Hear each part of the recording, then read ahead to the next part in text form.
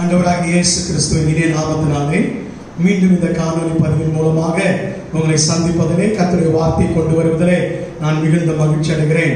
கர்த்தர் உங்கள் ஒவ்வொருவரையும் ஆசீர்வதிப்பாராக. நீங்கள் யாவரும் சுகமாய் சௌக்கியமாய் கர்த்தருக்குள் மகிழ்ச்சியாய் இருப்பீர்கள் என்று விசுவாசிக்கிறேன். தொடர்ந்து ஜெபித்துக் கொள்ளுங்கள். நம்முடைய தேசத்திற்காய், பட்டணத்திற்காய், சபைக்காக பாரத்தோடு குடும்பமாய் நீங்கள் ஜெபித்துக் கொள்ளுங்கள். கர்த்தர் சீக்கிரத்திலே காரியங்களை மாறுதலாய் முடிய பண்ணி சபைகள் திறக்கப்படவும், ஆராதனைகள் துவங்கப்படவும் நீங்கள் கட்டளை கொடுத்து நீங்கள் ஜெபிக்கும்படி உங்களை அன்பாய் கேட்கிறேன். கர்த்தர் பெரிய காரியங்களை செய்வார்.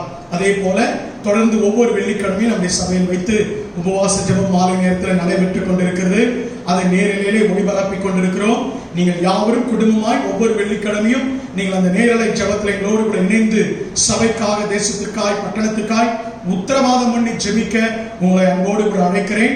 இந்த நிகழ்ச்சியை மற்றவர்களுக்கும் நீங்கள் அறிமுகப்படுத்தும்படி உங்களை தாழ்மையோடு கூட கேட்டுக்கொள்கிறேன். இப்பொழுதும் கர்த்தருடைய வார்த்தைக்கு போவதற்கு முன்னதாக இந்த காணொலி பதிவானது கிறிஸ்தவ மக்களுக்கு என்று கொடுக்கப்படுகிற கிறிஸ்தவ விழிப்புணர்வு அடங்கிய செய்தியின் பதிவாகும். இதை மற்றவர்கள் பார்க்க நேர்ந்து இதில் கூடப்படுகிற கருத்துக்கள், வசனங்களை ஏற்றுக்கொள்வதும் தவிர்ப்பதும் அவருடைய சொந்த கருத்துக்களாகும், விருப்பமாகும் என்று தெரிவித்துக் கொள்கிறேன். வாரங்கள் இந்த வார கர்த்தருடைய வார்த்தைக்கு நேராய் கடந்து போகலாம். அப்போஸ்தலனாகிய பவுல் தெசலோனிக்கேயருக்கு எழுதின முதலாவது நிருபம் 4ஆம் அதிகாரம் 11ஆம் வசனத்தை வாசிக்கும்படி அன்பாய் கேட்கிறேன். 1 தெசலோனிக்கேயர் 4ஆம் அதிகாரம் 11ஆம் வசனம். புறம்பே இருக்கிறவர்களை பற்றி யோக்கியமாய் நடந்து ஒன்றிலும் உங்களுக்கு குறைவில்லாதிருக்கும்படிக்கு. கண்களை மூடி நாம் ஜெபிக்கலாம். நல்ல தகப்பனே, ஆசீர்வதிக்கப்பட்ட மனமகிழ்ச்சியான இந்த நல்ல காலை நேரத்திலேயும் இவ்வளவு நேரம் துதித்து ஆராதித்து உம்முடைய நாமத்தை ஆண்டவரை மகிமைப்படுத்தி உம்மிடத்தில் விண்ணப்பங்களை ஏறெடுத்து இப்பொழுது குடும்பமாய் அவரவர் தங்கள் வீடுகளிலே உம்முடைய வார்த்தை எதிர்பார்த்து காத்துக் கொண்டிருக்கிறார்கள். ஆண்டவரே, அன்றைக்கு நல்ல நிலத்தில் விதைக்கப்பட்ட விதை 30, 60, 100 தலையாய் பலன் கொடுத்தது போல இன்றைக்கும் கேட்டுக்கொண்டிருக்கிற ஒவ்வொரு இருதயத்தையும் ஆண்டவரை நல்ல நிலமாக பக்குவப்படுத்தும். அந்த நிலத்தில் விதைக்கப்படுகிற ஒவ்வொரு வார்த்தையும் பலன் தரத்தக்கதாக, 100 தலையாய் பலன் தரத்தக்கதாக ஆண்டவர் அடியை ஜெபிக்கிறேன். தகப்பனே, இன்றைக்கு உடைய பிள்ளைகளுடைய எதிர்பார்ப்புகள், வாஞ்சைகள், ஆவிக்குரிய வாழ்க்கையில் ஆண்டவர் நல்ல ஒரு விடுதலை கத்த தந்து தொடர்ந்து வழி நடத்தும். ஆரம்பம் முதல் முடிகிற வரைக்கும் தேவ ஆவியானவர் ஆண்டவரை வீடுகள் தோறும் நீ கத்தர் உலாவி இந்த வார்த்தையை கத்தர்களுக்கு ஆசீர்வாதமாக்கி தாரும். தொடர்ந்து பொறுப்பெடுத்துக் கொள்ளும். இந்த கடைசி காலத்திற்கு தேவையான எங்கள் ஆவிக்குரிய வாழ்க்கை கட்டி எழுப்புகிற உடைய தீர்க்க தரிசனமான, பிரட்சியத்தமான ஆண்டவர் விடுதலை கொடுக்கக்கூடிய, சமாதானத்தை கொடுக்கக்கூடிய, எங்களை கட்டி திடப்படுத்தக்கூடிய வார்த்தையை எங்களுக்கு அப்பமாக பங்கிட்டு தாரும். தொடர்ந்து பொறுப்பெடுத்துக் கொள்ளும். எல்லா தடைகளை கர்த்தர் உடைத்து தருவீராக. உடைய பிரசனத்தை காத்துக்கொள்ள கிருபை தாரும். இயேசு கிறிஸ்துவின் விலையேற பெற்ற நாமத்திலே ஜெபிக்கிறேன் ஜீவனுள்ள நல்ல பிதாவே, ஆமென். நீங்கள் ஒன்றிலும் குறைவுபடாதபடிக்கு என்று சொல்லி அப்போஸ்தலனாகிய பவுல் தெசலோனிக்கே பட்டணத்தாருக்கு எழுதுகிறதான, சபையாருக்கு எழுதுகிறதான வசனத்தை தான் நீங்கள் நானும் வாசிக்க கேட்போம். கடந்த வாரத்திலே இந்த வசனத்தை நாம் தியானித்தோம். இந்த அப்போஸ்தலனாகிய பவுல் இந்த சபையாருக்கு அநேக காரியங்களை, ஆவிக்குரிய சத்தியத்தை உபதேசமாக, அறிவுரையாக சொல்லிக் கொண்டு வந்து கொண்டே இருக்கும் பொழுது அதன் ஊடாக அவர் சொல்லுகிற ஒரு காரியம், அதன் இடையே அவர் வற்புறுத்துகிற ஒரு காரியம், நீங்கள் ஒன்றிலும் குறைபடாதபடிக்கு. பிரியமான தேவஜனமே, அவராலே அழைக்கப்பட்டு தெரிந்து கொள்ளப்பட்ட கர்த்தருடைய பிள்ளைகளாகி உங்களுக்கும் எனக்கும், உங்களுடைய வாழ்க்கையிலும் என்னுடைய வாழ்க்கையிலும் தேவன் எல்லாவற்றிலும் நிறைவாகி நடத்த விரும்புகிறார். நிறைவாகவே நம்முடைய இம்மைக்குரிய வாழ்க்கையும் மறுமைக்குரிய வாழ்க்கையும் இருக்க வேண்டும் என்பது தேவனுடைய திட்டம் என்று கடந்த வாரத்திலே கர்த்தருடைய வார்த்தை நாம் தியானிக்க ஆரம்பித்தோம். ஒரு தேவனுடைய பிள்ளை, ரட்சிக்கப்பட்ட கர்த்தருடைய பிள்ளை குறைவுபடக்கூடாத, ஆவிக்குரிய வாழ்க்கையிலே குறைவுபடக்கூடாத 4 காரியங்கள் எது என்று சொல்லி கடந்த வாரத்திலே கர்த்தருடைய வார்த்தையை தியானிக்க ஆரம்பித்தோம்.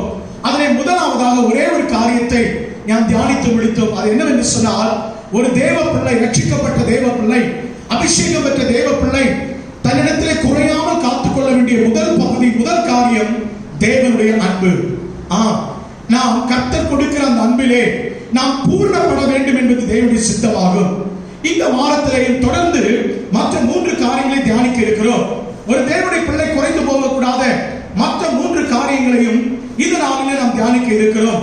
இரண்டாவதாக வாசிக்கலாம், ஒரு தேவ பிள்ளை குறையாமல் தன்னை காத்துக் கொள்ள வேண்டிய இரண்டாவது பகுதி எதுவென்று 8ஆம் வசனத்தை வாசிக்கும்படி அன்பாக கேட்கிறேன். பிரசங்கி 9:8. உன் வஸ்திரங்கள் எப்பொழுதும் வெள்ளையாயும் உன் வஸ்திரங்கள் எப்பொழுதும் வெள்ளையாயும் உன் தலைக்கு எண்ணெய் குறையாததாயும் இருப்பதாக. உன் தலைக்கு எண்ணெய் எப்பொழுதும் குறையாததா இருக்க வேண்டும். அல்லேலூயா. ரெண்டு காரியங்களை பிரசங்கி ஆக்கியவன் இங்கே எழுதுகிறதை பார்க்க முடியும். ஒன்று, உன்னுடைய வஸ்திரம் எப்பொழுதும் வெள்ளையா இருக்கணும். இரண்டாவது, உன் தலையில எப்பொழுதும் என்ன குறையக்கூடாது, எண்ணெய் குறையவே கூடாது என்று பிரசங்கி ஆக்கியவன் எழுதுகிறதை பார்க்கும். ரெண்டு காரியங்கள். இந்த ரெண்டு காரியத்துக்கும் ஆவிக்குரிய அர்த்தத்தை நாம் பார்ப்போம் என்று சொன்னால், ஆவிக்குரிய கண்ணோட்டத்தை நாம் பார்ப்போம் என்று சொன்னால், வெண்மை எதை குறிக்கிறது? பரிசுத்தத்தை குறிக்கிறது. எண்ணெய் எதை குறிக்கிறது? அபிஷேகத்தை குறிக்கிறது. கடந்த ஒரு மாதம் முழுவதுமாக நாம் தொடர்ந்து கர்த்தருடைய வார்த்தை தியானித்துக் கொண்டிருக்கிறோம். நீங்க அந்த வார்த்தையை நன்றாய் கவனிப்பீர்கள் என்று சொன்னால், அபிஷேக தைலத்தை குறித்தும், அபிஷேக தைலத்தை நீங்களும் நானும் பரிசுத்தமானதை ஒரு நாளும் விழுங்கக்கூடாது என்றும் அதை காத்துக்கொள்ள வேண்டும் என்று தொடர்ந்து ஆவியானவர் நம்மோடு கூட இடைப்பட்டு வருகிறது நீங்கள் நானும் பார்க்க முடியும். ஆம், எனக்கு அன்பான தேவ ஜனமே, சபை மக்களே, நம்முடைய வாழ்க்கையிலே குறையாமல் காத்துக்கொள்ள வேண்டிய இரண்டாவது காரியம் பரிசுத்தத்தையும் அபிஷேகத்தையும் குறையாமல் காத்துக்கொள்ள வேண்டும். அல்லேலூயா, அல்லேலூயா. நன்றாய் கவனிங்கள். இம்மைக்குரிய ஆசீர்வாதத்தை மாத்திரமல்ல, இந்த பரிசுத்தமும் இந்த அபிஷேகமும் மறுமைக்குரிய ஆசீர்வாதத்தை ஒரு தேவனுடைய பிள்ளையுடைய வாழ்க்கையிலே கொண்டு வரும் என்பதில் எந்த விதமான சந்தேகம் இல்லை. நமது ஆண்டவராக இயேசு கிறிஸ்துடைய வாழ்க்கையை நீங்கள் பார்க்கும் பொழுது, அவர் 3 வருடங்கள் ஊழியர்களை செய்து கொண்டிருந்த நாட்களிலே, ஊழியத்தின் ஆரம்ப நாட்களிலும் நன்றாக கவனித்து பாருங்க, அவர் உபவாசித்து 40 நாள் உபவாசித்திருப்பதற்கு முன்பதாகவே பரிசுத்த ஆவியானவர் அவரை பலப்படுத்தும்படிக்கு ஞானஸ்தானம் எடுத்து கரை ஏறின உடனே என்று வேதம் சொல்லும். நன்றாய் கவனிங்கள். அந்த பகுதி நன்றாய் வாசித்து பார்க்க சொன்னால், அவர் ஞானஸ்தானம் எடுத்து கரை ஏறின உடனே, அவர் ஞானஸ்தானம் பெற்ற உடனே புறாவை போல பரிசுத்த ஆவியானவர் வந்து இறங்கினதை நீங்கள் நானும் பார்க்க முடியும். அதே போல அவருடைய ஊழியத்துடைய நிறைவு பகுதியாக அவர் கல்வாரி சிலுவையிலே செல்வதற்கு முன்பதாக நீங்கள் நன்றாய் வாசித்து பாருங்கள். மத்தேயு எழுதின சுவிசேஷம் 26ஆம் அதிகாரம் 7ஆம் வசனத்திலே அவருடைய ஊழியத்தின் நிறைவிலேயும் பரிசுத்த ஆவியானவருடைய எண்ணெயை கொண்டு அபிஷேகம் பண்ணப்படுகிறதை வாசிக்கலாம். மத்தேயு எழுதின சுவிசேஷம் 26ஆம் அதிகாரம் 7ஆம் வசனத்தை ஒருவர் வாசிக்கும்படி அன்பாக கேட்கிறேன். ஒரு ஸ்திரீ விலையேற பெற்ற பரிமள தைலம் உள்ள விலையேறப்பெற்ற பரிமள தைலத்தை வெள்ளைக்கல் பரணியை கொண்டு வந்து அவர் போஜன பந்தியில் இருக்கும் பொழுது அந்த தைலத்தை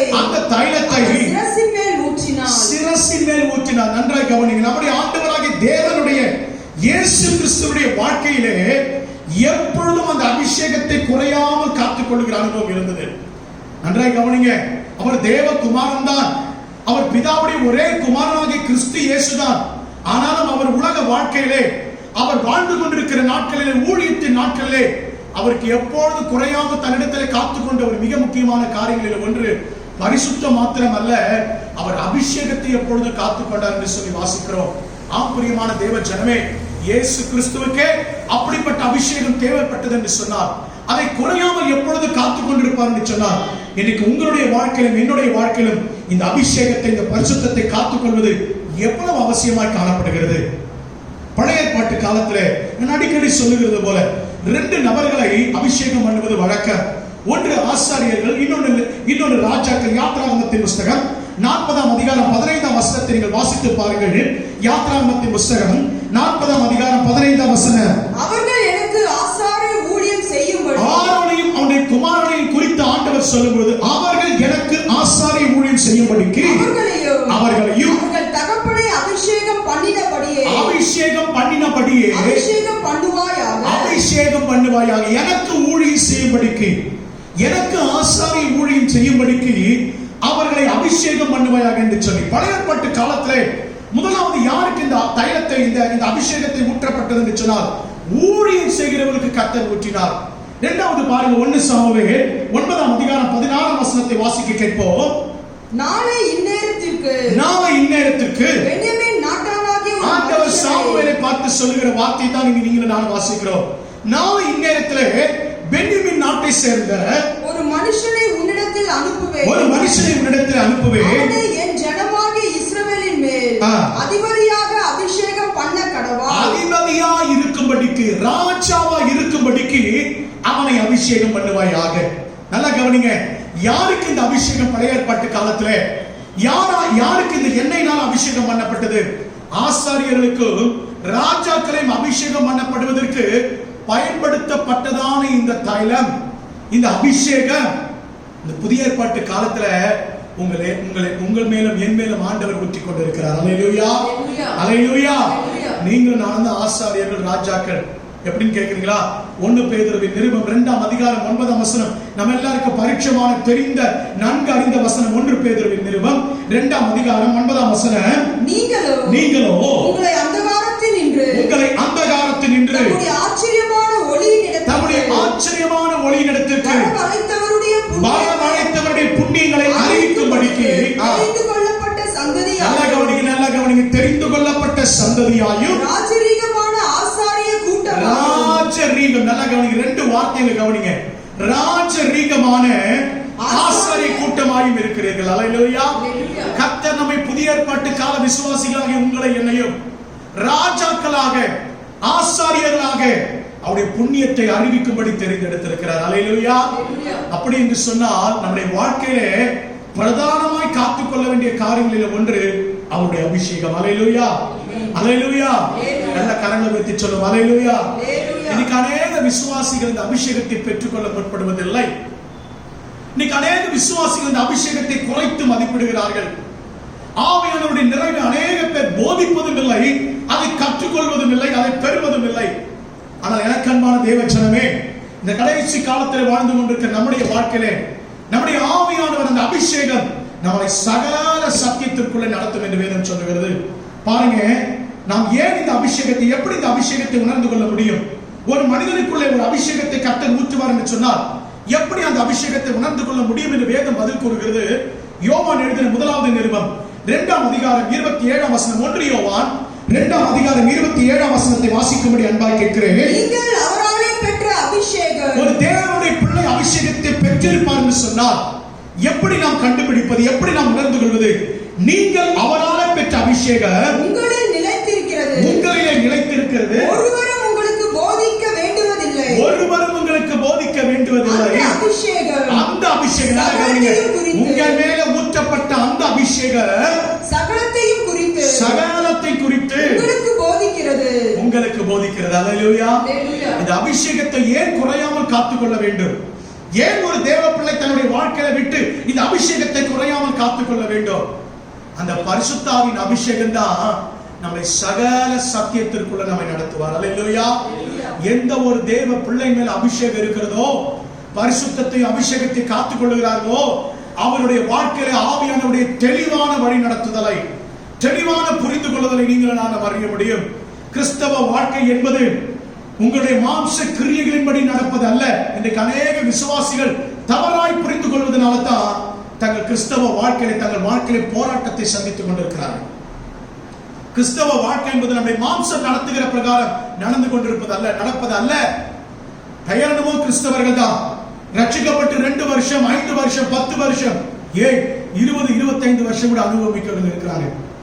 ஆனால் அபிஷேகம் நடத்துவதற்கு தங்களை ஒப்புக் கொடுக்காமல் மாம்சம் நடத்துகிற பிரகாரம் தங்களை ஒப்புக் கொடுக்கிறவருடைய வாழ்க்கையிலே பிரச்சனைகள், பாடுகள், உபத்திரங்கள், வேதனைகளையே சந்தித்துக் கொண்டிருக்கிறார்கள்.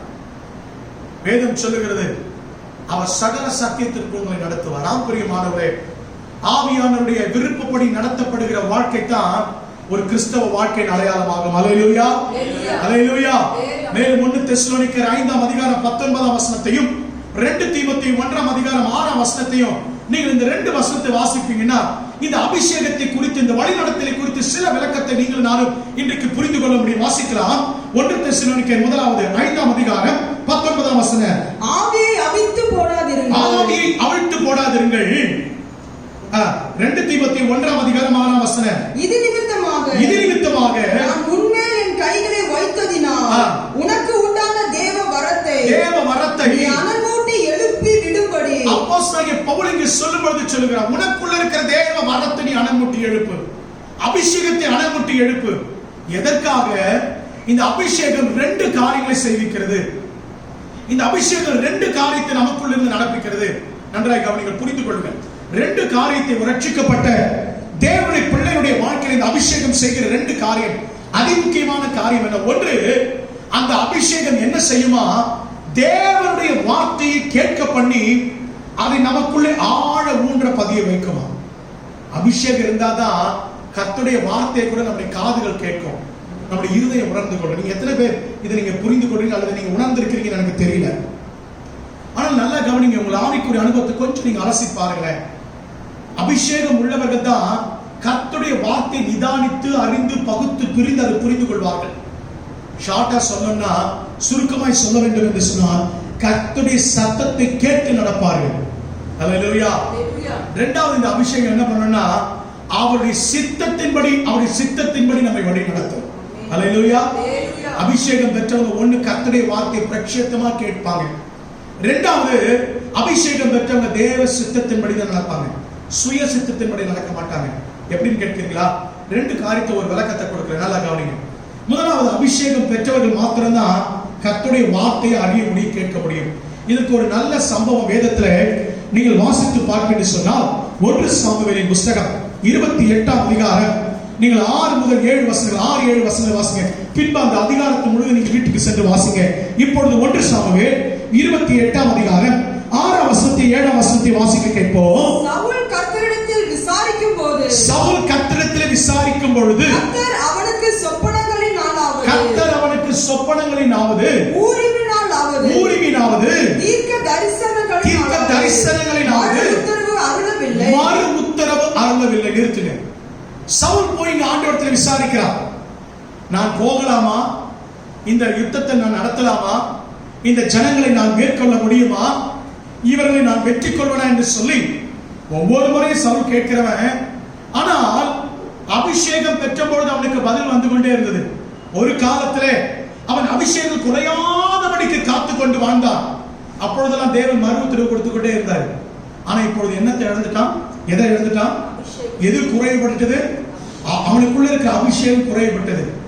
எப்பொழுது தாவீதை, தேவனால் அபிஷேகம் பண்ணப்பட்ட தாவீதை தனக்கு விரோதியாய் பார்க்க ஆரம்பித்தானோ, அவனை காய்மகாரமாக நினைத்து அவனை கொல்ல நினைக்க ஆரம்பித்தானோ, எப்பொழுது சவுலுக்குள்ள இருந்த அபிஷேகம் குறைபட தொடங்கிட்டோ, அப்பொழுது அன்று முதல் கொண்டு கர்த்தருடைய வார்த்தை யார் பெற முடியல? சவுலால பெற முடியல. இன்னைக்கு அநேக பேர் முட்டி மோதி ஜெபம் பண்ணி கொண்டிருக்கிறோம். அநேக பேர் உபவாசித்து ஜெபம் பண்ணுவாங்க. அநேக பேர் ஆண்டவரிடத்தில் போய் முறையிடுவாங்க. ஆனா எழுந்து வரும்போது ஒரு வெறுமையோடு கூட எழுந்து வருவாங்க. அவருடைய வாழ்க்கையில் வறட்சி இருந்து கொண்டே இருக்கும். இனம் புரியாத ஒரு வறட்சியோடு கூட வாழ்ந்து கொண்டே இருப்பாங்க. ஏன் இந்த அனுபவம்? எனக்கு அன்பான தேவ ஜனமே, உனக்குள்ள இருக்கிற அபிஷேகம் குறைந்து போய்விட்டது என்பதை மறந்துடக்கூடாது. நீ புரிந்து கொள்ள வேண்டிய ஒரு காரியம் இந்த இடத்துல, என்னுடைய அபிஷேகத்தை நான் காத்துக் கொண்டேனா? என் அபிஷேகத்தை நிறைவாய் நான் பாதுகாத்துக் கொண்டேனா? ஒரு ரகசியத்தை சொல்லட்டுமா? ஒரு ரகசியத்தை சொல்றேன். அபிஷேகம் ஒரு மனுஷனுக்குள்ள வருவது தெரியும், போவது தெரியாது.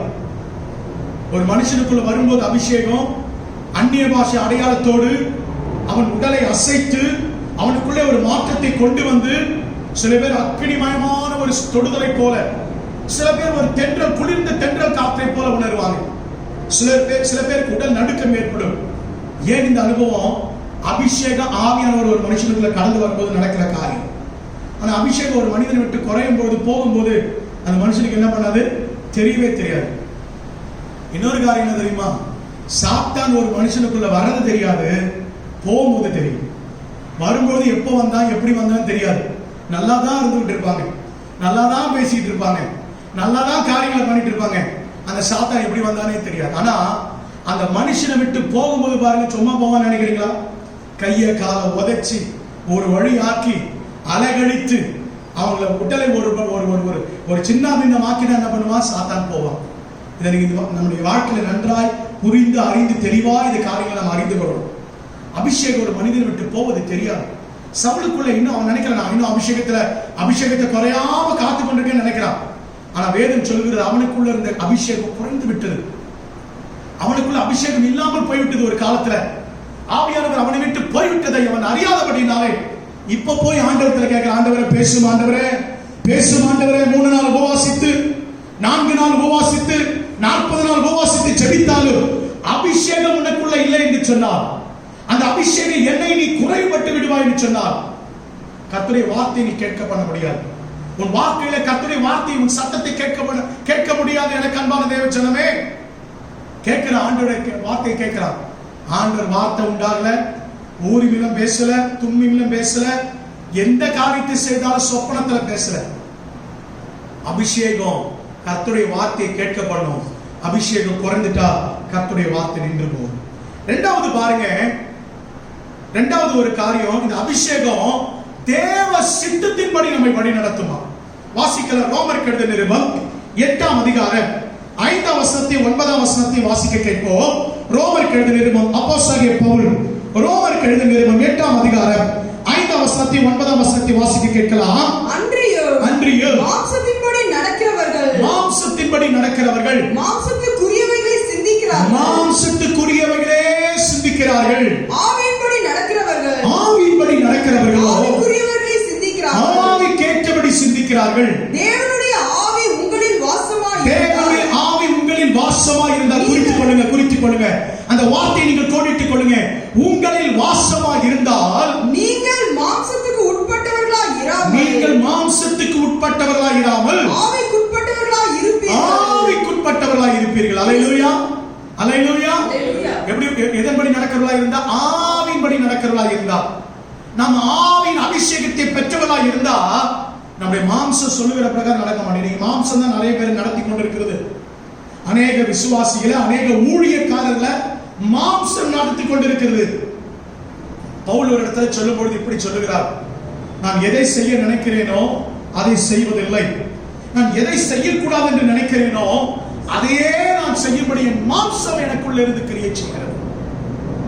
பவுலுக்கே அந்த நிலைன்னா இன்னைக்கு உங்களுக்கு எனக்கு ஏற்படுகிற நிலை கொஞ்சம் யோசிச்சு பாருங்க. இன்னைக்கு நாம நினைக்கிறோம் நன்றாய் ஜெபிக்கணும், பரிசுத்தத்தோடு வாழணும், வேத வார்த்தையை கேட்கணும், சத்தியத்தின்படி நடக்கணும். ஆனா எவ்வளவுதான் பிரயாசப்பட்டாலும் நடக்க முடியுது இல்ல. எதன்படி நடக்கிறது தெரியுமா? மாம்சம் சொல்லும் இப்பொழுது வேணா அப்புறம் பார்த்துக் கொள்ளலாம். இப்பொழுது நீ உன் மாம்சத்தின்படி, உன் விருப்பத்தின்படி நட. உன் மனசு என்ன சொல்லுதோ அதன்படி நட.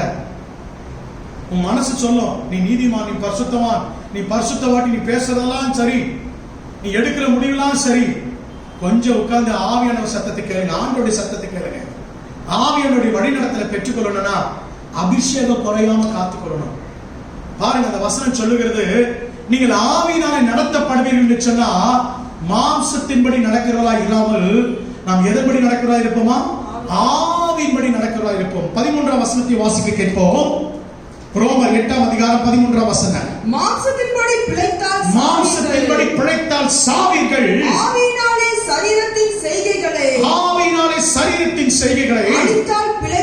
அழித்தால் பிழைப்பீர்கள். அல்லேலூயா. ஒன்னு தெரிஞ்சு கொள்ளுங்க, ஆவி ஒரே ஒரு காரியம் தான். அபிஷேகம் மாத்திரம் தான் எதை மேற்கொள்ள முடியும் தெரியுமா? மாம்சத்தை மேற்கொள்ள முடியும். ஆமென். எத்தனை பேர் ஒத்துக்கொள்றீங்க? அல்லேலூயா. அபிஷேகம் மாத்திரம் தான் நம்முடைய சுயத்தை மேற்கொள்ளும், நம்முடைய மாம்சத்தை மேற்கொள்ள முடியும். சும்மா போய் சுயத்தை மேற்கொள்ள முடியாது. என்னுடைய ஆட்டிடியூட மாத்தணும், என்னுடைய மனப்பான்மையை மாத்தணும், என் குணாதிசயத்தை மாத்தணும். கொஞ்ச நேரம் போய் உட்கார்ந்து தனியா தியானம் பண்ணா என் குணம் மாறிடும். நீங்க நிறைய பேர் சொல்லிட்டு இருக்காங்க தியானம் பண்ண எல்லாம் மாறணும். தியானம் பண்ணா ஒண்ணும் மாறாது. 10 நாள் சரியா இருப்ப, 10 நாள் ஏதோ சரியா இருக்கிறது போல இருப்ப, அது நடிப்பு தான். ஏதோ பரிசுத்தவானை போல, பரிசுத்தவாட்டை போல இருப்பது போல தோணும். ஒரு கொஞ்ச நாள் தான், அதிகபட்சமா 10 நாள். மறுபடியும் மாம்சம் வெளிப்பட்டுரும். நான் யார் தெரியுமா? என் குணம் என்ன தெரியுமா? உன்னை அறியாமலே கோபம், உன்னை அறியாமலே எரிச்சல், உங்களை அறியாமலே எல்லா காரியமும் வெளிப்பட்டுடும். மாம்சத்தை, மாம்ச கிரியைகளை அழிக்கக்கூடிய ஒன்றே ஒன்று, அது கர்த்தர் கொடுக்கிற அபிஷேகம். அல்லேலூயா. ஆவியானவரால் பெற்ற அபிஷேகத்தை நீங்கள் நானும் குறையாம காத்துக்கொண்டா நிச்சயமா மாம்சத்தை ஜெயிக்க முடியும். ஆண்டவராகிய இயேசு கிறிஸ்துவின் வாழ்க்கையின் ஒவ்வொரு அங்கத்தையும், ஒவ்வொரு நீங்க பகுதியும் பாருங்க. எப்பொழுதெல்லாம் மாம்சம் தலை தூக்குகிறது அவருக்கும் அந்த போராட்டம் இருந்தது. அவருக்குள்ளே அந்த போராட்டம் வந்தது. சகோதரர்கள் அவரை நிந்திக்கும் பொழுது, பரிசேயர்கள் சதுசேயர்கள் அவரை பரிசோதித்து அவரை குறை சொல்லும் பொழுது, அப்பப்பெல்லாம் மாம்சம் ஒரு பக்கம் ஆண்டவரோடு கூட போராடிச்சு. ஆனால் ஆண்டவர் அதையெல்லாம் மேற்கொண்டார். எப்படி தெரியுமா? ஆவியானவர் துணையோடு கூட. அல்லேலூயா, அல்லேலூயா. ஆம், எனக்கு அன்பான தேவ ஜனமே, இரண்டாவது ஒரு தேவ பிள்ளை, ரட்சிக்கப்பட்ட தேவ பிள்ளையார் காத்துக்கொள்ள வேண்டிய இரண்டாவது ஒரு காரியம் ஆவியின் அபிஷேகம். அபிஷேகம் குறையக்கூடாது. பரிசுத்தத்தையும் அபிஷேகத்தையும் எண்ணெயையும் குறையாமல் காத்துக்கொள்ள வேண்டும். அப்பொழுதுதான் கர்த்தருடைய வார்த்தையை கேட்போம், கர்த்தருடைய சித்தத்தின்படி நடக்கும்.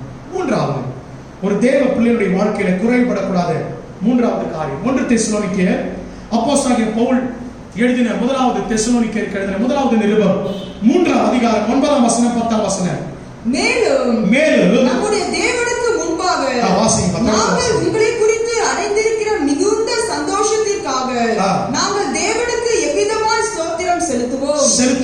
உங்கள் முகத்தை கண்டு விசுவாசத்தின் குறைவுகளை நிறைவாக்கும் பொருட்டு இரவும் பகலும் மிகவும் வேண்டிக் கொள்ளுகிறோம். அல்லேலூயா. இங்க தெசலோனிக்கே பட்டணத்தாருக்கு பவுல் எழுதும்போது இப்படி எழுதுகிறார், ராத்திரியும் பகலுமா இரவும் பகலுமா இடைவிடாமல் உங்களுக்காக வேண்டிக் கொள்கிறோம். ஒரு காரியத்துக்காக. எந்த காரியத்துக்காக தெரியுமா? எது குறையக்கூடாது சொல்லுங்க, எது குறையக்கூடாது? ஆமா, தாய்மார்களுக்கு வீட்டுல கிச்சன்ல பருப்பும் அரிசியும் குறையக்கூடாது, சமையல் என்ன குறையக்கூடாது. ஆண்களுக்கு பாக்கெட்ல எது குறையக்கூடாது, பர்சல் எது குறையக்கூடாது, பணம் குறையக்கூடாது. இதுக்காக இரவு பகல வேண்டிக் கொள்றதுக்கு இன்னைக்கு நிறைய பேர் ரெடி. வருமானம் குறைஞ்சிடக்கூடாது, வீட்டு காரியம் குறைஞ்சிடக்கூடாது, அதுக்காக இரவு பகல ஜெபம் பண்ணுவாங்க. ஆனா இதெல்லாம் விட முக்கியமான ஒரு காரியம் என்ன தெரியுமா? முதலாவது தேவனுடைய ராஜ்யத்தோட நீதி தேடுங்க. இதெல்லாம் உங்களுக்கு கூட கொடுக்கப்படும். தேட வேண்டிய ஒன்று என்ன தெரியுமா? ஒரு விசுவாசி தனக்குள்ள தேவன் கொடுத்த விசுவாசம் குறையாதபடி. அல்லேலூயா. தெசலோனிக்கே பட்டணத்தாருக்கு பவுல் எழுதுகிறார், நீங்கள் விசுவாசத்திலே குறைவுள்ளாதபடிக்கு, உங்களுடைய இருக்கிற அந்த விசுவாசம் குறைந்து விடாதபடிக்கு இரவும் பகலும் நான் வேண்டிக் கொள்கிறேன். அல்லேலூயா. மூன்றாவது, நமக்குள்ள விசுவாசம் குறையாதபடிக்கு காத்துக்கொள்ளும். விசுவாசத்தை குறித்து அநேக செய்தியை கேட்டிருக்கிறோம். விசுவாசத்தை குறித்து தேவனுடைய கிருபையினாலே நம்முடைய சபையில் அநேக செய்திகளை நான் கொடுத்திருக்கிறேன் இந்த பலிபீடத்திலிருந்து. ஆகினால் இதற்கு நான் உள்ளாக நான் டீப்பா போகாதபடிக்கு மேலோட்டமாய் சில ரகசியங்களை, சில காரியங்களை விசுவாசத்தை குறித்து இன்னைக்கு அநேக ஊழியக்காரர்கள் பேசிக் கொண்டிருக்கிறாங்க. அதான் நீங்க கேட்டு அறிந்து கொண்டுதான் இருக்கீங்க. இருந்தாலும் ஆவியானவர் சொல்ல வருகிற சில காரியத்தை மாத்திரம் உங்களுக்கு நான் காண்பித்து கொடுத்து நான் கடந்து போக விரும்புகிறேன். நமக்குள்ள விசுவாசத்தை காத்துக்கொள்ள வேண்டும். ஏன் குறையாதபடி காத்துக்கொள்ள வேண்டும்? ஆண்டவர் தம்முடைய வருகையில வந்து நம்மை கூட்டி அழைத்து செல்லும் பொழுது ஒரு காரியத்தை நம்மிடத்தில் எதிர்பார்ப்பார். என்ன காரியம் தெரியுமா? லூக்கா எழுதின சுவிசேஷம் 18ஆம் அதிகாரம் 8ஆம் வசனத்தை வாசிக்க கேட்போம். சீக்கிரத்திலே அவர்களுக்கு நியாயம் செய்வார். சீக்கிரத்திலே நமக்கு நியாயம் செய்வார், அதாவது அவர்களுக்கு நியாயம் செய்வார் என்று உங்களுக்கு சொல்லுகிறேன். ஆகிலும் மனுஷகுமாரன் வரும்பொழுது பூமியிலே விசுவாசத்தை காண்பாரோ என்றார். பூமியிலே எதை காண்பாரோ? எல்லாரும் சொல்லுங்க, விசுவாசிகள் பார்த்து கொண்டிருக்கிற எல்லாரும் சொல்லுங்க, எதை பார்ப்பாரு? விசுவாசத்தை பார்க்க முடியுமா? அந்த வசனத்துடைய பொருள், அந்த வசனம் சொல்லப்படுகிற மோனோட்டன்ஸ் என்ன பதத்துல என்ன விதத்துல சொல்லப்படுகிறதுனா, ஆண்டவர் வரும்போது அநேகருக்குள்ள இந்த விசுவாசம் இருக்குமோ அப்படின்னா என்ன அர்த்தம்? ஆண்டவர் வருகைக்குள்ளாக சாத்தான் அநேகருக்குள்ள இந்த விசுவாசத்தை விட்டு என்ன பண்ணிடுவான்? வழி விலகி போக செய்வான். இந்த விசுவாசத்தை அநேகருக்குள்ள எடுத்து போடுகிற காரியத்தை சாத்தான் செய்வான். ஆகினால்தான் பவுல் எழுதுகிறார், மன்னித்துக் கொள்ளுங்க, சுவிசேஷ புத்தகத்துல லூக்கா எழுதுகிறார், மனுஷகுமாரன் வரும்பொழுது அவர்களுக்குள்ள விசுவாசத்தை காண்பாரோ? விசுவாசம் இருக்குமா? விசுவாசத்தை காத்துக்கொள்ளுமா?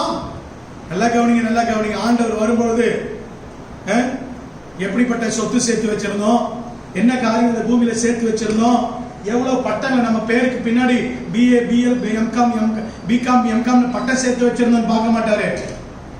எந்தெந்த இடத்துல மெட்ராஸ்ல லேண்ட் வாங்கி போட்டு வச்சிருக்கிறோம், எத்தனை அக்கவுண்ட்ல பணம் வச்சிருக்கோம், இதெல்லாம் பார்க்க மாட்டாரு. சாத்தானுடைய தந்திரங்களில ஒன்று, ஆண்டவர் எதிர்பார்க்கிற காரியத்திலிருந்து உலக பிரகாரமான காரியத்துக்கு நேரம் நம்முடைய மனதை திருப்புறான். இன்னைக்கு விசுவாசிகளும் சரி, ஊழியக்காரனும் சரி, இந்த உலகத்துல எத்தனை பேர் வாங்கலாம், எத்தனை பட்டம் வாங்கலாம், எத்தனை பட்டத்தை முன்னாடி போட்டுக்கலாம், பின்னாடி போட்டுக்கலாம், எவ்வளவு பதவியில நம்ம சம்பாதிக்கலாம், இந்த பதவியை கொண்டு உலக பிரகாரம் ஆஸ்திகளை எவ்வளவு சம்பாதிக்கலாம், ஆண்டவர் அதெல்லாம் பார்க்க மாட்டார். 80 வருடம் 100 வருடம் 50 வருடம் 60 வருடம் இந்த பூமியில வாழ்ந்தையே, நான் வரும்போது உனக்குள்ள அந்த விசுவாசத்தை காத்துக்கொண்டியா அப்படின்னு சொல்லி தான் ஆண்டவர் பார்ப்பார். பாருங்க, இந்த தெசலோனிக்கே பட்டணத்துடைய நிலை என்ன, இங்க அவருடைய நிலையை குறித்து பவுல் எழுதுகிறதை நம்ம பார்க்கிறோம். அதை கொஞ்சம் பார்த்தோம்னா ஏன் இந்த வார்த்தை அவர்களுக்கு எழுதினார் என்பதை நீங்களும் நான் புரிந்து கொள்ள முடியும். 1 தெசலோனிக்கர் 3ஆம் அதிகாரம் 1ஆம் வசனத்தை வாசிங்க. ஆகையால் நாங்கள் இனி பொறுத்திருக்க கூடாமல் அத்தேனே பட்டணத்தில் தனித்து விடப்படுகிறது நன்மை என்று நினைத்து. 3ஆம் அதிகாரம் 1ஆம் வசனமாமா? சரி, வாசிங்க. ஆகையால் நாங்கள் இனி பொறுத்திருக்க கூடாமல் அத்தனை பட்டணத்தில் தனித்து விடப்படுகிறது. 2ஆம் வசனத்தை வாசிங்க. இந்த உபத்திரவங்களினாலே ஒருவனும் அசைக்கப்படாதபடிக்கு உங்களை திடப்படுத்தவும் உங்கள் விசுவாசத்தை பற்றி உங்களுக்கு புத்தி சொல்லவும் நம்முடைய சகோதரனும் தேவ ஊழியக்காரனும் கிறிஸ்துவின் சுவிசேஷத்தில் எங்கள் உடன் வேலையாளும் ஆகிய தீமோத்தேயுவை அனுப்புகிறேன். எதற்கு தீமோத்தேயு அனுப்பினார் தெரியுமா? அங்க தெசலோனிக்கர் பட்டணத்துக்குள்ளே ஒரு உறுதியான விசுவாசம் இருந்தது. ஒரு உறுதியான அவர்களுக்குள்ள ஒரு உறுதியான விசுவாசம். அந்த பட்டணத்தார் என்ன செஞ்சாங்கன்னா தங்கள் விசுவாசத்தை முதலாவது நல்ல உறுதியோடு கூட வச்சிருந்தாங்க. ஆனால் பவுலுக்குள்ள ஒரு பயம் வந்துட்டது. என்ன பயம் தெரியுமா? தொடர்ந்து நீங்க வாசிங்க. 5ஆம் வசனத்தை 6ஆம் வசனத்தை வாசிங்க. ஆகையால் நான் இனி பொறுத்திருக்க கூடாமல் உங்கள் வேலைகள் வீணாய் போகத்தக்கதாக சோதனைக்காரன் உங்களை சோதனைக்கு என்னப்படுத்திக் கொண்டிருக்கிறான்? சோதனைக்கு உட்படுத்திக் கொண்டிருக்கிறான். உங்கள் விசுவாசத்தை அறியும்படிக்கு அவனை அனுப்பினேன். நீங்க விசுவாசத்தை நல்ல உறுதியோடு தான் இருக்கீங்க. ஆனா ஒரு பக்கம் யார் போராடிக்கிட்டே இருக்கிறது? சோதனைக்காரன் போராடிக்கிட்டே இருப்போம். ஒண்ணு தெரிஞ்சு கொள்ளுங்க, இன்னைக்கு நான் விசுவாசத்தோடு இருக்கிறேன்னு சொன்னா நாளைக்கு நான் அதை குறித்து நான் கவலையற்று இருக்க கூடாது. ஒவ்வொரு நாளும் ஒவ்வொரு நிமிடமும் நம்முடைய விசுவாசத்தை பரிசோதித்து அதில் நிலை நின்று கொண்டிருக்கணும்னு சொல்லி நம்மை நாமே ஆராய்ந்து பார்த்து கொண்டிருக்கணும். அதனால்தான் வேதம் சொல்லுகிறது, நிற்கிறேன் என்று எண்ணுகிறவன் விடாதபடிக்கு எச்சரிக்கையாக இருக்க கடவுள். நம்முடைய வாழ்க்கையில ஒவ்வொரு நாளும் நம்முடைய விசுவாசத்தின் அளவை பரிசோதித்துக் கொண்டே இருக்கணும். நம்முடைய விசுவாசத்தின் அளவை தற்பரிசோதனை செய்து கொண்டே இருக்கணும். பவுலுக்குள்ள ஒரு பயம் வந்துருச்சு. இவங்க நல்ல விசுவாசத்தை காத்துக் கொள்றாங்க, உறுதியாக இருக்காங்க. ஆனா சோதனைக்காரன் ஒரு பக்கம் போராடி கொண்டிருக்கிறதுனால அவர்களை திடப்படுத்தும்படிக்கு, அந்த வார்த்தையை கவனிங்க, விசுவாசத்திலே அவர்களை திடப்படுத்தும்படிக்கு என்னுடைய ஊழியக்காரன் அவர்களுக்கு அனுப்பினேன் என்று பவுல் சொல்கிறதை பார்க்கிறோம். அல்லேலூயா, அல்லேலூயா. எல்லாம் கவனிங்க. இதெல்லாம் சொல்லிட்டு பவுல் அந்த 10ஆம் வசனம், அதே அதிகாரம் 10ஆம் வசனத்தில் அந்த பட்டணத்தாருக்கு எழுதுகிறத பார்க்கிறோம். வாசிங்க. உங்கள் முகத்தை கண்டு விசுவாசத்தின் குறைவுகளை நிறைவாக்கும் பொருட்டு இரவும் பகலும் மிகவும் நான் தினமும் வேண்டிக் கொள்றேன்பா. அல்லேலூயா. அனுப்புறது மாத்திரமல்ல, தீமோத்தேயுவை அனுப்பினது மாத்திரமல்ல, பவுல் இங்கிருந்து எழுதுகிறான், நான் உங்களுக்காக அனுப்பினது மாத்திரமல்ல, ஊழியக்காரனை திடப்படுத்தும்படி அனுப்பினது மாத்திரமல்ல, நான் இங்க இருக்கிற இடத்துல உங்களுக்காக இரவு பகலும், நான் ராத்திரியும் பகலுமா உங்கள் விசுவாசம் முடிந்து போகாதபடிக்கு ஜெபம் பண்ணி கொண்டிருக்கேன். அல்லேலூயா. அப்ப எவ்வளவு ஒரு கிறிஸ்தவ வாழ்க்கையில் எவ்வளவு நம்ம காத்துக்கொள்ள வேண்டிய அதிமுக்கியமான காரியம். நம்முடைய விசுவாசம் குறையவே கூடாது. நம் தேவன் பேர் வைத்திருக்கிற நம்பிக்கை குறையவே கூடாது. காரியங்கள் சாதகமாய் நடக்கும் பொழுது மாத்திரம் அல்ல, சூழ்நிலைகள் நமக்கு எல்லா சூழ்நிலையும் நமக்கு சமாதானமா நடந்து கொண்டு அப்படியே ஸ்மூத்தா போயிட்டு இருக்கும் போது தோத்திராண்டவரே இல்ல. காரியங்கள் நமக்கு விரோதமாய் இருக்கும் பொழுது, சூழ்நிலைகள் நமக்கு விரோதமாய் நடக்கும் பொழுது, பார்க்கிற காரியங்கள், சம்பவிக்கிற காரியங்கள் எல்லாம் நமக்கு எதிராக நின்று கொண்டு இருக்கும் பொழுது நம்முடைய விசுவாசத்தை உறுதியோடு காத்துக்கொள்ளணும். அல்லேலூயா. பாருங்க, ஆண்டவராகிய இயேசு கிறிஸ்து பவுலை பார்த்து சொல்றாரு, லூக்கா எழுதின சுவிசேஷம் 22ஆம் அதிகாரம் 31-32 வசனங்களை வாசிக்க கேட்போம். லூக்கா 22:31-32 வசனம். பின்னும் கர்த்தர் சீமோனே இதோ கோதுமை சுழலினால் புடைக்கிறது போல சாத்தான் உன்னை புடைக்கிறதற்கு உத்தரவு கேட்டுக்கொண்டார்.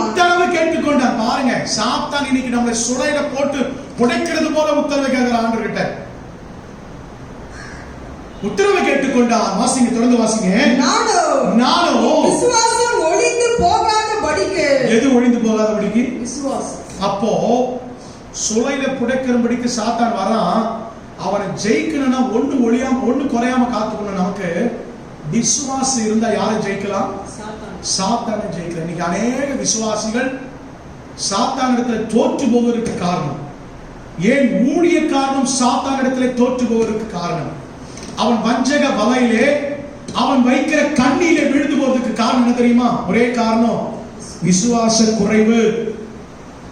இன்னைக்கு நாம விசுவாசத்துல குறைவுள்ளவளா இருக்கிறபடினாலதான் சாத்தான் லகுவாய் நம்ம ஜெயித்து விட்டு போய் கொண்டே இருக்கிறோம். சாத்தான் நம்முடைய வாழ்க்கையில நம்ம மேற்கொள்றான். ஆனா ரட்சிக்கப்பட்ட ஒரு தேவ பிள்ளைய விசுவாசம் குறையாதபடி காத்துக்கொண்டா ஈஸியா அவனை ஜெயிக்கலாம். அல்லேலூயா. ஆண்டவர் சொல்ற புடைக்கும்படி கேட்டுக்கொண்டான்பா, நான் ஒண்ணு செஞ்சேன், ஒண்ணு எனக்கு தெரியும், விசுவாசத்தை நீ காத்துக்கொண்டா அவன் ஈஸியா ஜெயிக்கலாம்னு சொல்லி என்ன சொன்னார் தெரியுமா? உன் விசுவாசம் ஒழிந்து போகாதபடி உனக்காக நான் என்ன பண்ணேன். ஆனா பேதுரு என்ன பண்ணிட்டான் தெரியுமா? விசுவாசத்தை காத்துக்கொள்ள தவறிட்டான். ஆண்டவர் சொல்லி இருக்கிறாரே, அவர் மரித்தாலும் 3ஆம் நாள் உயிரோடு கூட எழுந்திருப்பாரு, அவர் தான் ராஜாதி ராஜா, அவர் மீண்டும் வருவாரு, எல்லா காரியத்தை ஆண்டவர் போதித்த அந்த வார்த்தைகள் மேல நம்பிக்கை வைக்காம எதை பார்த்தான் தெரியுமா? மாம்சத்துல போர் சேவகர்களையும் அதிகாரம் உள்ள பிலாத்துவையும். அந்த காரியத்துக்கு அவன் பயந்தபடினாலே விசுவாசத்தை விட்டுட்டா. இப்ப சாத்தான் வந்து என்ன பண்ணிட்டான்? பேதுருவை ஈஸியா லகுவா ஜெயித்து போயிட்டான். என்னுடைய விளைவு என்ன? ஆண்டவரை 3 முறை 3 வருஷம் கூட இருந்தவன் எத்தனை முறை மறுதலிச்சான்? 3 முறை மறுதலிச்சான்.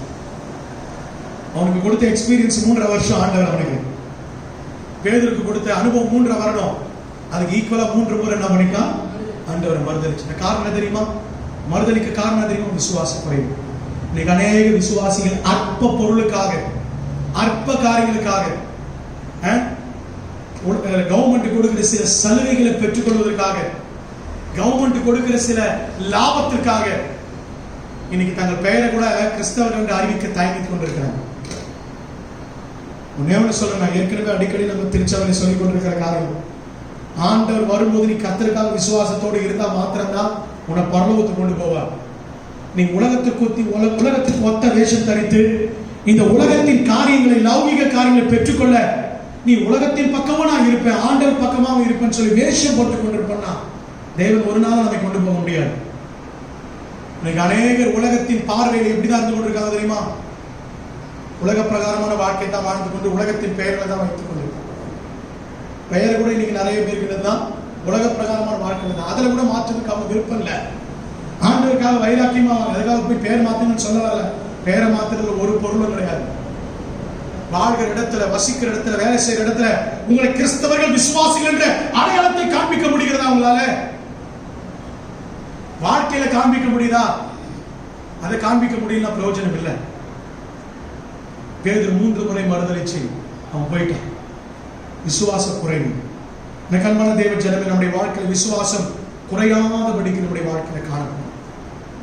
விசுவாசம் குறைபடுகிற நேரம் வரும்பொழுது நாம் என்ன செய்ய வேண்டும்? 2 காரியத்தை உங்களுக்கு சொல்றேன். ஒருவேளை விசுவாசம் குறையப்படுகிற நேரத்துல நம்ம செய்து கொள்ள வேண்டிய 2 காரியத்தை சொல்றேன். கவனிங்க. கர்த்தருடைய வசனம் பிரசங்கிக்கப்படுகிறதை நாம் கேட்கணும். கர்த்தருடைய வசனத்தை அதிகமா கேட்கணும். ஏன் சொன்னா வசனம் தான் நமக்குள்ள எண்ணத்தை பெருக்க செய்யும். தேவனுடைய வார்த்தை தான் நமக்குள்ள விசுவாசத்தை பெருக்க செய்யும். 2வது, விசுவாசம் பெருக நாம் என்ன பண்ணணும்? அதிகமா ஜெபத்துல நம்ம ஈடுபடுத்திக் கொள்ளணும். அதனாலதான் பவுல் அங்க சொன்னாரு, தெசலோனிக்கே பட்டணத்தார்கள், உங்கள் விசுவாசம் குறைந்து போகாதபடிக்கு இரவும் பகலும் நான் கண்ணீரோடு ஜெபித்துக் கொண்டிருக்கிறேன். அதனாலதான் பவுலால வெற்றியா தன்னுடைய வாழ்க்கையை ஓடி முடிக்க முடியும். 2 காரியத்தை செய்தபடி நடத்தான். தேவனுடைய வார்த்தைகளை காத்துக்கொண்டார். தேவன் தனக்கு கொடுத்த வார்த்தைகளை காத்துக்கொண்டார். ஒரு பக்கம் அவர் இரவும் பகலும் ஜெபிக்கிறவராய் இருந்தார். இந்த 2 காரியம் விசுவாசத்தை காத்துக்கொள்ள உதவி செய்யும். பவுலுடைய முடிவு பாருங்க. 2 தீமோத்தேயு 4ஆம் அதிகாரம் 7ஆம் வசனத்துல அழகாய் பவுல் இப்படி எழுதுகிறதை பார்க்க முடியும். 2 தீமோத்தேயு 4ஆம் அதிகாரம் 7ஆம் வசனம். நல்ல போராட்டத்தை போராடினேன், ஓட்டத்தை முடித்தேன், விசுவாசத்தை காத்துக்கொண்டேன். இன்னைக்கு நீங்களும் நானும் சொல்ல முடியுமா? நம்முடைய வாழ்க்கையில இப்படி நம்ம ஒரு வெற்றி பகரவை, நம்முடைய ஓட்டத்தை குறித்து நாம் இப்படி சொல்ல முடியுமா? என் விசுவாசத்தை காத்துக்கொண்டேன் என்று இன்னைக்கு ஒப்பு கொடுப்போம். விசுவாசத்தை குறித்து அநேக செய்திகளை கேட்டிருக்கிறோம், கேட்டுக்கொண்டே இருக்கிறோம். ஆனால் இன்னும் விசுவாச குறைவு நமக்குள்ள இருந்து கொண்டுதான் இருக்கிறது. அன்பான தேவ ஜனமே, 3வது, ஒரு தேவ பிள்ளை, ரட்சிக்கப்பட்ட தேவ பிள்ளை கிறிஸ்துவின் வருகை வரை குறைவிடாமல் காத்துக்கொள்ள வேண்டிய ஒரு காரியம் விசுவாசம். 4வது, கடைசியாக ஒரு தேவ பிள்ளை தனக்குள்ளே காத்துக்கொள்ள வேண்டிய நான்காவது அதிமுக்கியமான பகுதி, அதிமுக்கியமான காரியம், யாக்கோபின் நிருபம் 1ஆம் அதிகாரம் 5ஆம் வசனம். யாக்கோபு பொதுவாய் எழுதின நிருபம் 1ஆம் அதிகாரம் 5ஆம் வசனம். உங்களில் ஒருவன் ஞானத்தில் குறைவுள்ளவனாய் இருந்தால், உங்களில் ஒருவன் ஞானத்தில் குறைவுள்ளவனாய் இருந்தால், யாவருக்கும் சம்பூர்ணமாய் கொடுக்கிறவரும், யாவருக்கும் சம்பூர்ணமாய் கொடுக்கிறவரும், ஒருவரையும் கடிந்து கொள்ளாதவருமாகிய, ஒருவரையும் கடிந்து கொள்ளாதவருமாகிய தேவனிடத்தில் கேட்க கடவன். தேவனிடத்தில் கேட்க கடவன். அல்லேலூயா.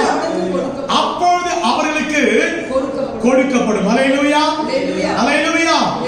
நான்காவது ஒரு தேவ பிள்ளை தன்னுடைய வாழ்க்கையில காத்துக்கொள்ள வேண்டிய நான்காவது காரியம் தேவ ஞானம். அல்லேலூயா. அல்லேலூயா. ஏன் ஞானம் முக்கியமா? ஒரு தேவ பிள்ளைக்கு ஞானம் முக்கியமா? ரொம்ப முக்கியமான காரியம் ஞானம்.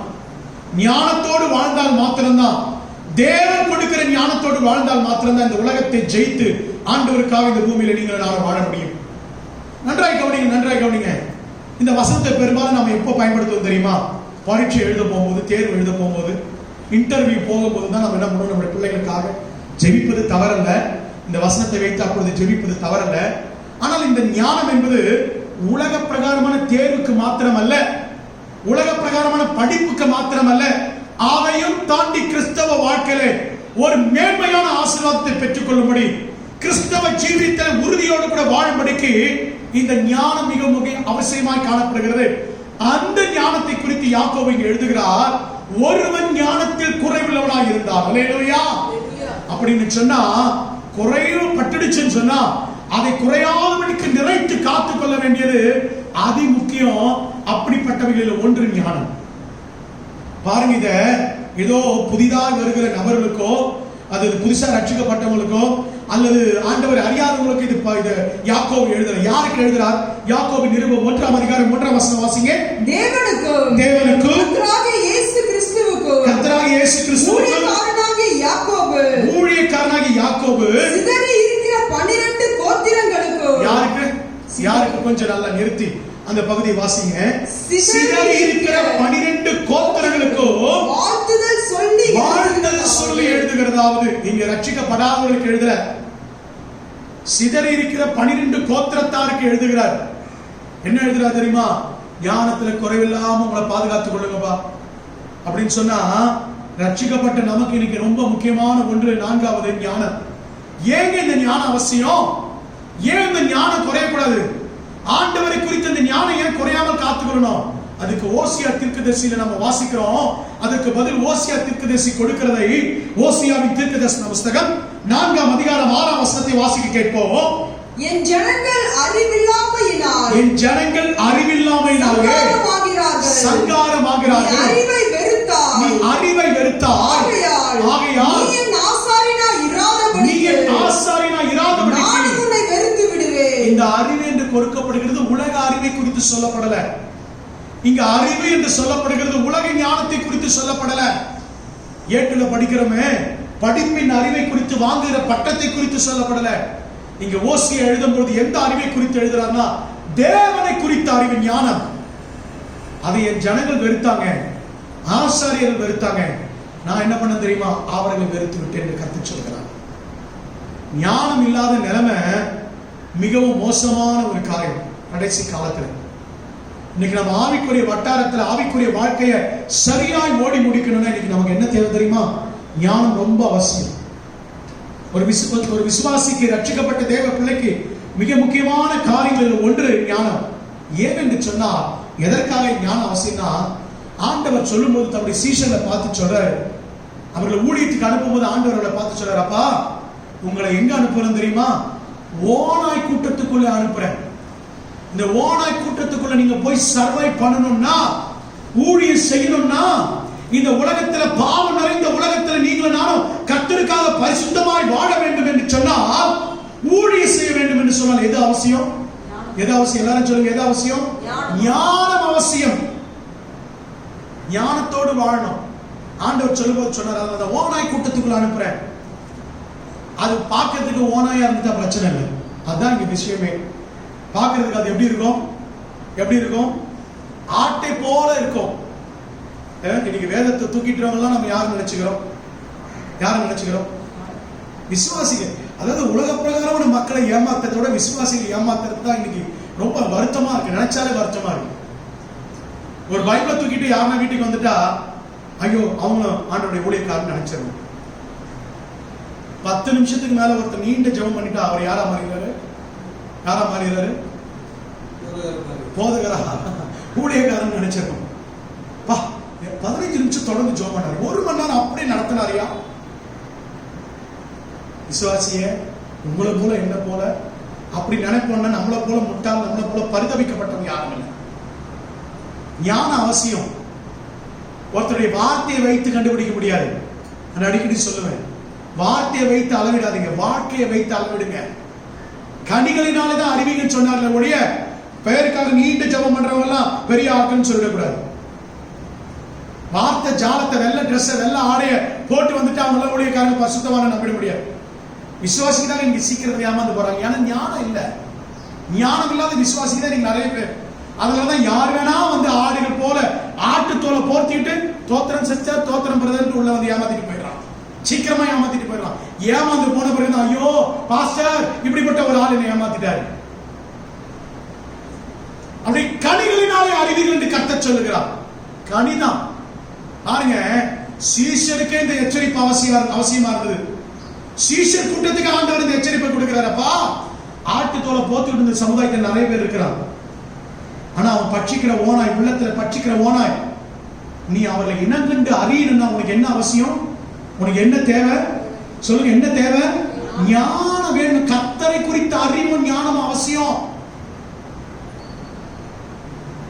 2 காரியத்துல புதிய ஏற்பாட்டு விசுவாசிகளாக இன்றைக்கு உங்களுக்கு எனக்கு ஞானம் அவசியம். 2 காரியத்துல அவசியம். எதற்கு ஞானம் தேவை? நான் சுருக்கமாய் சொல்லி நான் செய்தியை முடிக்க விரும்புகிறேன். 2 காரியத்துல ஞானம் நமக்கு தேவை. 2 காரியத்துல ஞானம் தேவை. ஒண்ணு, ஜனங்களை இனம் கண்டு கண்டுபிடிக்க அறிவதற்கு ஞானம் அவசியம். எப்படிப்பட்ட ஜனங்கள்னு கண்டுபிடிக்கணும். 2வது, ஒரு பிரச்சனை, ஆவிக்குரிய வாழ்க்கையில் நமக்கு ஏற்படுகிற பிரச்சனையிலிருந்து இருந்து விடுபட, ஒருவேளை நம்ம போய் ஏமாந்துட்டோம், ஒரு ஓனாயை நம்பி, ஒரு ஆடு நினைச்சு ஒரு ஓனாயை நம்பி போய் ஓனாய் இடத்துல ஏமாந்துட்டோம் வச்சுங்க, அங்கிருந்து தப்பித்துக் வருவதற்கு நமக்கு என்ன தேவை? ஞானம் வேணும். 2 காரியத்துக்கு ஞானம் அவசியம். ஒண்ணு, ஜனங்களை இனங்கண்டு அறிய, அதுதான் பகுத்தறிகிற அறிவுன்னு சொல்றோம், வரன்னு சொல்றோம். அந்த பகுத்தறிகிற வரம் நமக்கு இருக்கணும்னு ஞானம் அவசியம். நாம ஒரு மனுஷனை இனங்கண்டு அறிய ஞானம் வேணும். 2வது, பிரச்சனையிலிருந்து விடுபட நமக்கு என்ன தேவை? ஞானம் அவசியம். நல்லா கவனிங்க. ஏன் தெரியுமா? ஆண்டவர் சொல்லும் பொழுது சொல்லி இருக்கிறார், புறாவை போல கபடற்றவளா இருக்கிற அதே நேரத்தில் நீங்க யார் எப்படி இருக்கணும்? சர்பத்தை போல வினவுள்ளவளா இருக்கணும். சர்பத்தை போல இருக்கக்கூடாது. சர்பத்துக்குள்ள இருக்கிற ஒரு குணம் என்ன? வினவு. அது ரொம்ப எச்சரிக்கையோடு இருக்கும். நல்லா கவனிச்சு பாருங்க. நாம யாரும் பாம்பை விரும்ப மாட்டோம், பாம்பை பார்க்கவும் மாட்டோம். சர்பத்தை நம்ம விரும்பி யாரும் பார்க்கறதில்ல. நமக்கு பிடிக்காத ஒரு காரியம் சர்பம். ஆனா அது என்ன செய்யும் தெரியுமா? அது எத்தனை அடி தூரத்துல ஒரு பொருள் நகர்றதையும் ஒரு சின்ன சத்தத்தையும் அசைவையும் கேட்டு என்ன பண்ண தெரியுமா? மிகுந்த எச்சரிக்கையோடு கூட தன் வழியை மாற்றிக்கொள்ளும். அது போலத்தான் மனுஷன் தூரத்துல வரும்போது இவன் எப்படிப்பட்டவன், இவன் எதற்காக நம்ம இடத்துல வரான், இவன் எந்த ஆவியோட நம்ம இடத்துல இருந்து வரான்னு நம்ம அறிந்து கொண்டு நாம் எச்சரிக்கையோடு நகர்ந்து கொள்ளணும். நேரா போவோம்னா அந்த பள்ளத்துல விழுந்துடும். அல்லேலூயா, அல்லேலூயா. முதலாவது இந்த 2 காரியத்தை கொஞ்சம் விளக்கி காண்பித்து கொடுக்கிறேன். நல்லா கவனிங்க. ஜனங்களை இனம் கண்டு அறிந்து கொள்ள நமக்கு என்ன வேணும்? ஞானம் அவசியம். அதுக்கு ஒரு சம்பவத்தை உங்களுக்கு நான் சொல்லிக் கொடுக்க விரும்புகிறேன், காண்பித்து கொடுக்கிறேன். 1 ராஜாக்களின் புஸ்தகம் 3ஆம் அதிகாரம் 8ஆம் வசனத்தை 9ஆம் வசனத்தை வாசிங்க. நீர் தெரிந்து கொண்டதும் ஏராளத்தினால் எண்ணிக்கைக்கு அடங்காததும், ஏராளத்தினால் எண்ணிக்கைக்கு அடங்காமலும், லக்கத்திற்கு உட்படாம, அந்த வார்த்தைகளை கவனிங்க. எண்ணிக்கைக்கு அடங்காதவைகள், லக்கத்திற்கு உட்படாதவைகளும் ஆகிய திரளான ஜனங்களாகிய உம்முடைய ஜனத்தின் நடுவிலே அடியேன் இருக்கிறேன். ஆகையால் உம்முடைய ஜனங்களை நியாயம் விசாரிக்கவும், நன்மை தீமை இன்னதென்று, நல்லா குறித்துக் கொள்ளுங்க, நல்லா குறித்துங்க. நியாயம் விசாரிக்கவும், நன்மை தீமை இன்னதென்று அறியவும், வகை அடுக்கவும், அடியேனுக்கு ஞானமுள்ள இருதயத்தை தந்தார். அடியேனுக்கு ஞானமுள்ள இருதயத்தை தாரும். சாலமோனுடைய ஜெபத்தை கேட்கிறவங்க, சாலமோன் கர்த்தரிடத்தில் செய்த விண்ணப்பம் தான் இந்த விண்ணப்பம். என்ன விண்ணப்பம் தெரியுமா? என்ன விண்ணப்பம் தெரியுமா? மிகுந்த எண்ணிக்கையுள்ள ஜனங்க என்னை சுற்றி இருக்காங்க, அவர்களை நியாயம் விசாரிக்கணும், நீதியா அவரை நடத்தணும். நன்மை தீமை என்னது என்று நான் என்ன பண்ணணும்? வகையா இருக்கணும். பார்த்ததெல்லாம் வெளுத்ததெல்லாம் பாலுன்னு நம்பிடுறோம். இல்ல, பார்க்கிறதுக்கு முரடன் போல இருப்பாங்க, கோபக்கார மாதிரி இருப்பாங்க, ஆனா நல்ல குணம் உள்ளக்குள்ள இருக்கும். பேசும்போதெல்லாம் சமாதானமா பேசுறது போல, சாந்தமா பேசுறது போல இருக்கும் சில பேர். ஆனா அப்படி உள்ள கொஞ்சம் அப்படி தட்டி எழுப்புனீங்கன்னா உள்ள இருந்து என்ன வரும்? ஓனாய் வரும். நம்ம வெளியில பார்க்கிற வெளி தோற்றத்தெல்லாம் நம்ம ஏமாந்து விடக்கூடாது. இன்னைக்கு அப்பா என்ன அருமையான ஒரு பாடல் பாடுற, என்ன அருமையான ஒரு காரியத்தை செய்யறாரு, இந்த சகோதரி என்ன அருமையான, அப்படியே மெதுவா சாந்தமா பேசுறாங்க. மெசேஜ் கொடுக்கும்போது அப்படியே மென்மையான மெசேஜ் போல அப்படியே இருக்கும்.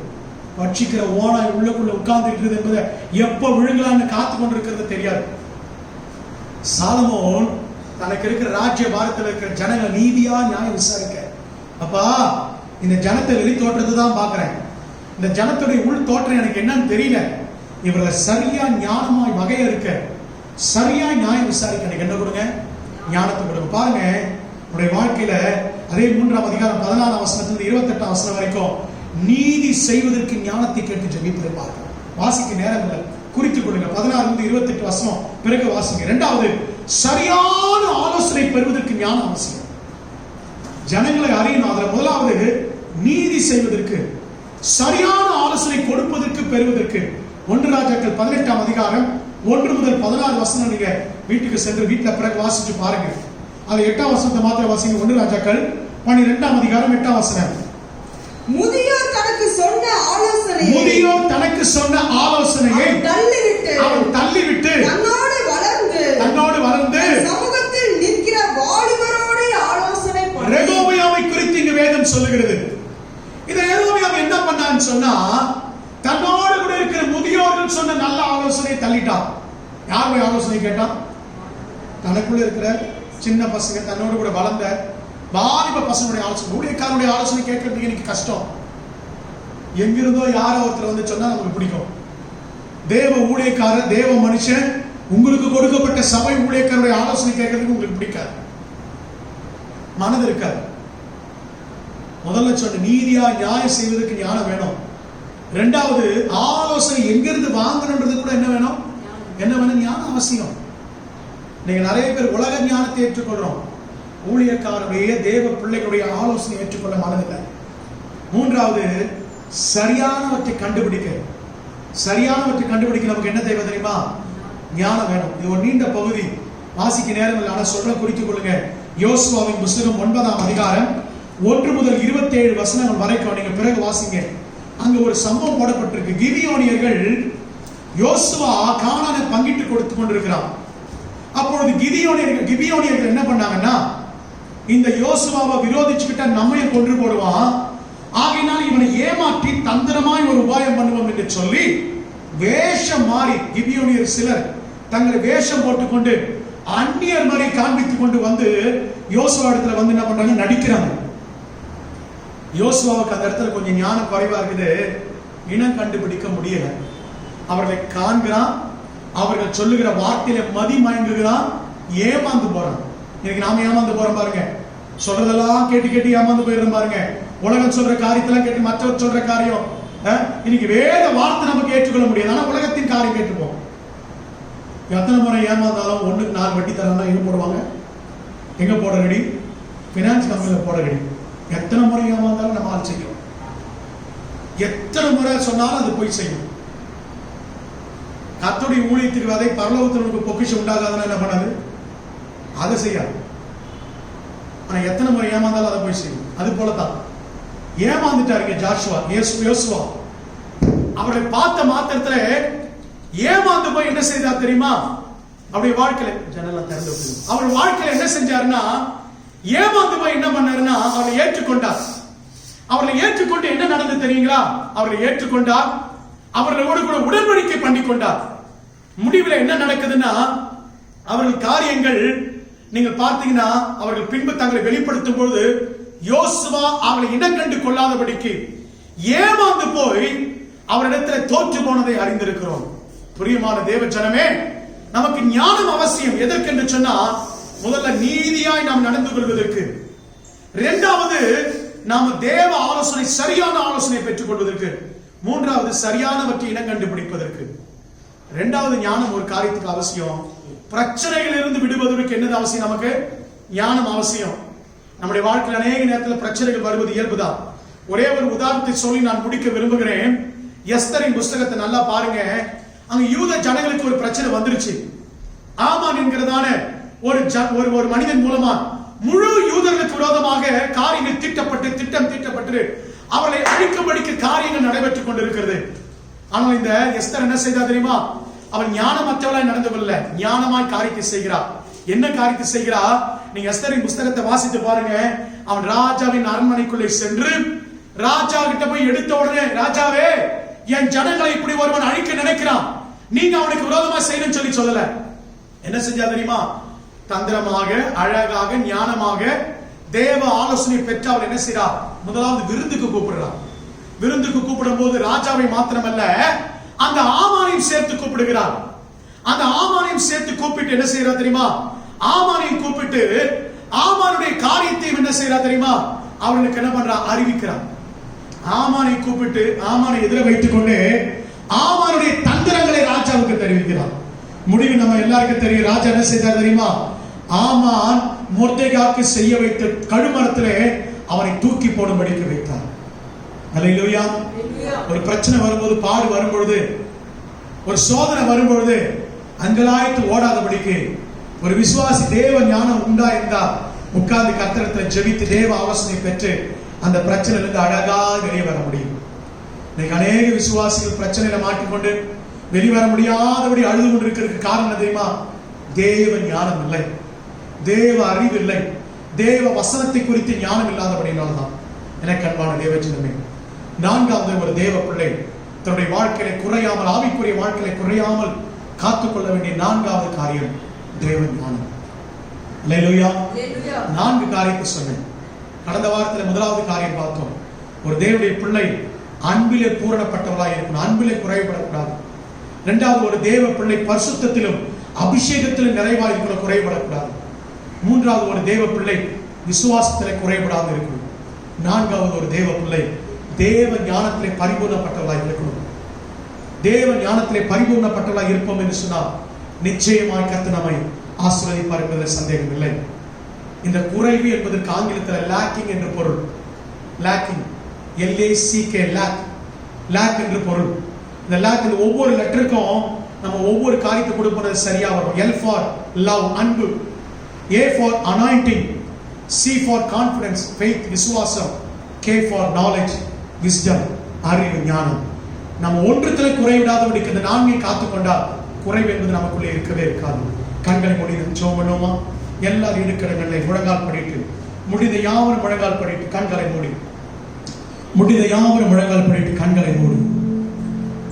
ஆண்டவரே சொல்லுங்க, ஆண்டவரே, என் ஆவிக்குரிய வாழ்க்கையில் இந்த 4 காரியத்திலும் நான் குறைபடவே கூடாது. அப்ப கேளுங்க பார்க்கல, எல்லாரும் கேளுங்க. சீனேஜர் எல்லாரும் கேளுங்க.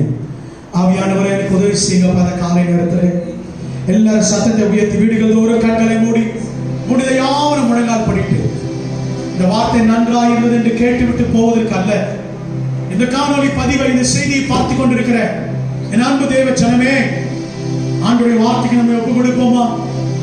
கிறிஸ்துவின் வருகை வரை காத்துக் கொள்ள வேண்டிய இந்த 4 காரியத்திலையும் குறைவில்லாமல் நடப்பதற்கு, குறைவில்லாமல் இருப்பதற்கு நம்ம ஒப்பு கொடுப்போம். அல்லேலூயா. உமக்கு நன்றி ராஜா. இயேசுவே, உமக்கு நன்றி. சொல்லுங்க உள்ளத்தின் ஆழத்தில், ஆவியானவரே எனக்கு உதவி செய்யும் என்று சொல்லி கேட்போமா? உமக்கு நன்றி ராஜா. நீர் வந்தால் சூழ்நிலை மாறுமே, முடியாததும் சாத்தியமாகுமே. நீர் வந்தால் சூழ்நிலை மாறுமே, முடியாததும் சாத்தியமாகுமே. நிறைவே நீர் மாறுமே, நிறைவே நீர் வேண்டுமே, நிறைவே நீ போதுமே. ஆவியானவர்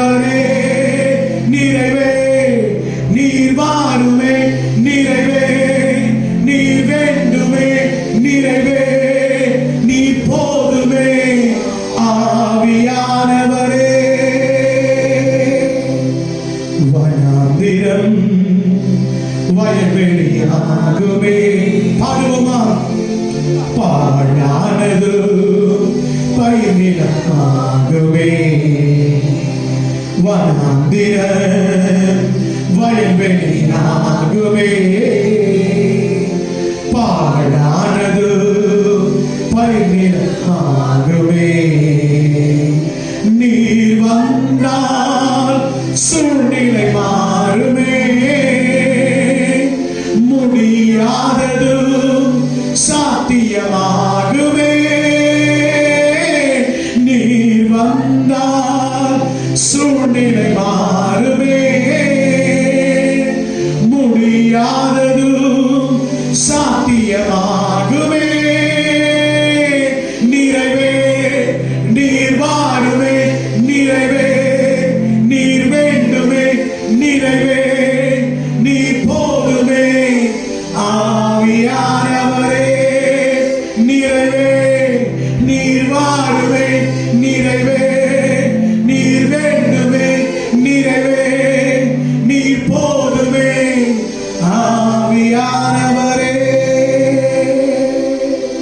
இரண்டு கரங்களை உயர்த்தி ஒன்றிலும் குறைவில்லாமல் எல்லாவற்றையும் திருப்பிக் கொண்ட தாவீதை போல் இன்மைக்குரிய ஆசீர்வாதங்களை மாத்திரமல்ல ஐயா, மறுமைக்குரிய நன்மைகளையும் எங்களை பரலோகத்துக்கு இட்டு செல்லுகிற காரியங்களையும் குறைவில்லாமல் பெற்றுக்கொண்டு வாழ கர்த்தர் எங்களுக்கு அனுகிரகம் செய்யுங்கள்.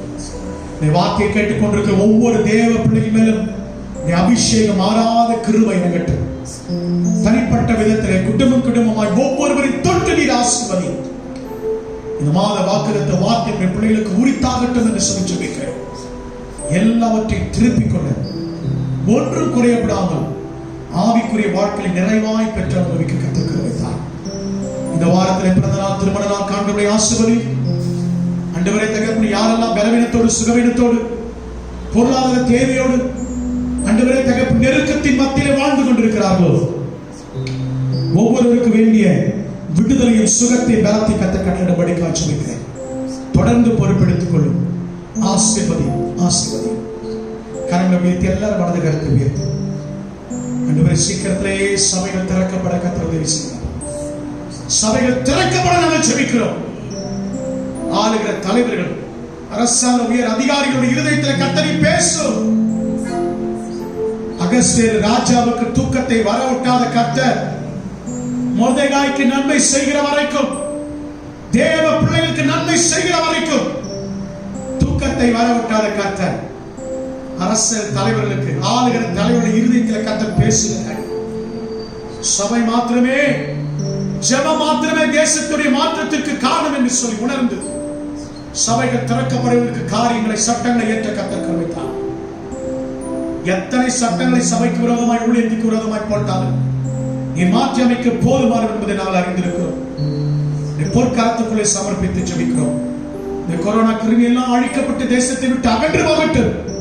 பாதிக்கப்பட்டவர்களுக்கு நல்ல சுகத்தை, பலத்தை, ஆரோக்கியத்தை தாரும். குறிப்பாக சபை மக்கள் சிறியோர் முதல் பெரியோர் வரை ஒவ்வொருவரையும் தனித்தனியாய் பேராய் நீ சுகத்தோடு பலத்தோடு ஆசீர்வதித்து நடத்தும். இந்த வாரம் முழுவதும் பிள்ளைகள் செய்ய போகிற ஊழியங்கள், வேலைகள், வியாபாரங்கள், தொழில்கள், பிரயாணங்களில் உடைய கரம் இருக்கட்டும். வருகிற வெள்ளிக்கிழமை இருக்கிற உபவாச ஜபத்தை, நேரலை ஜபத்தை கர்த்தர் ஆசீர்வதியும்.